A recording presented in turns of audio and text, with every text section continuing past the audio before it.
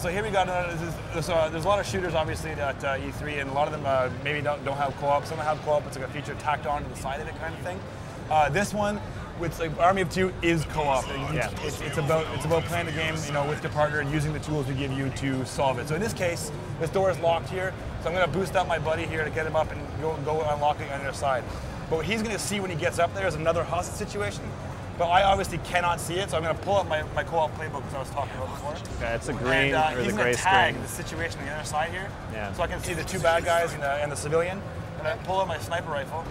And so those colors on the enemy models, those wouldn't have appeared until your partner tagged them specifically. He automatically takes aim, my partner, and I can take aim on whichever guy I want. Yeah. And this is a shoot-through wall. It's wood, so I can shoot through it. So right now I'm going to line it up and time it, and boom, we rescue partner, and she's safe.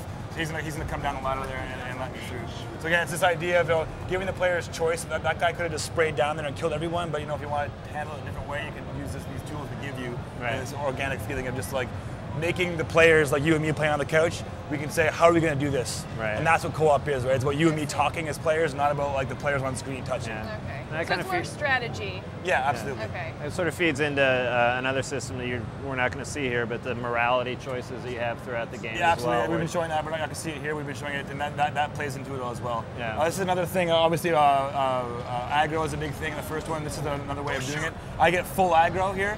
But my partner's up on the thing. He's going to snipe them as I mock surrender. Then I'm going to quick shot, boom, boom, boom, boom. Nice. And we take those guys out. And again, that's another choice we can make, right? Right. And the mock surrender was not in the first game. It was not. No, that's a new move. It's a shifty move. It's a little shady, but it works well. So with your morality choices, how does that affect the gameplay and your any possible endings you might have? In the actual, speaking with specifics to the morality choices, yeah, I mean that's going to affect the story and also the gameplay in very specific ways. I mean, one of the things we're doing with that is like each different choice has its unique and specific things that it does to you.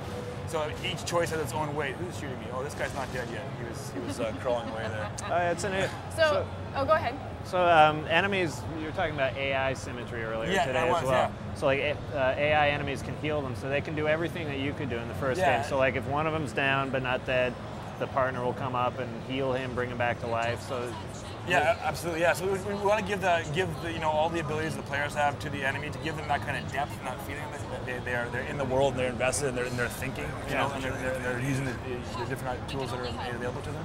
So obviously, yeah, they can drag themselves around, they can heal each other.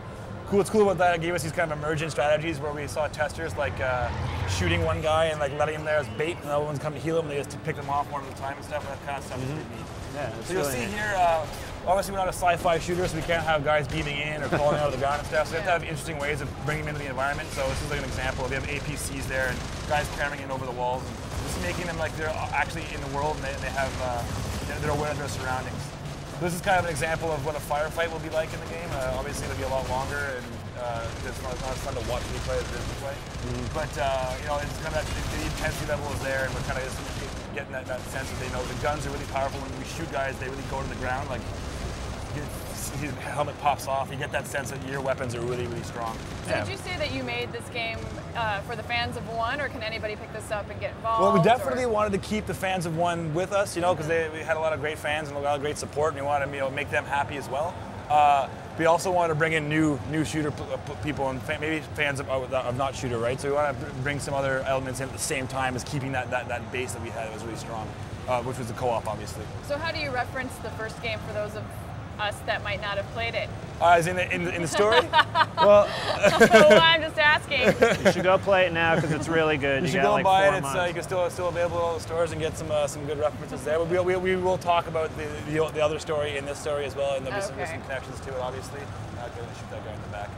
Is Rios still in credit card debt in this one? It wasn't Rios, it was Salem. He's actually gotten himself out of it now, I think. But he has other problems. Just in time. Yeah. But that's kind of interesting you bring that up, is that one of the things here is that we're going for this story where it's not like some crazy mastermind who wants to rule the world, you know, for X reason. He's going to tell you in a massive speech, I want to do this because the people of the world are evil or whatever.